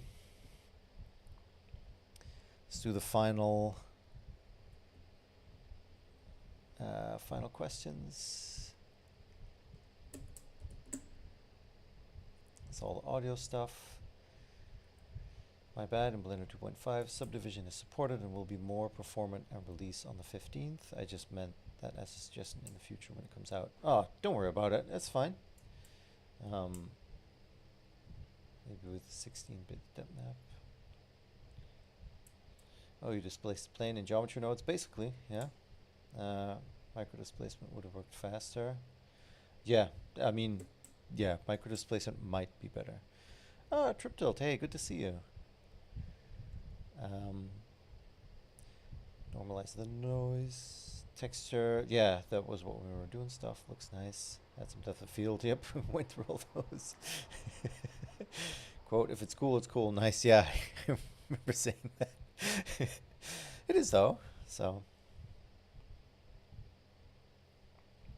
After this, do I already yearn for color explosions in my work? Yes, for sure. Definitely. That's why I made those few loops, those few nebulas. I needed to just find some color for a little bit. But it's cool to switch. I don't know, black and white CG, it's something I've always really liked the look of. And Cycles in particular has a certain look to it when everything's monochrome. I don't know what it is, but I just really, really like it.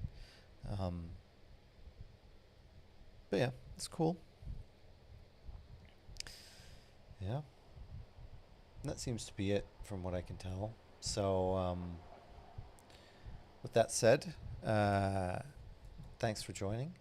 I hope you all had a really lovely evening. I don't think there's anything else I need to tell you guys. Yeah, download the VJ loops if you want to play with the systems. They're not super fast, but those are loopable, so you can have fun with those and tweak them and mess with the colors. And they're definitely not perfect, but they're good enough, I think. So, okay, I think that's it for me. Good night, everybody. Have a lovely rest of your week and weekend. I hope the weather is nice where you are, that you're able to have some time off, at least in the northern hemisphere, summertime. So, yeah, I guess that's it for me. Good evening. See you next time. Bye-bye. Come to the noise. See ya.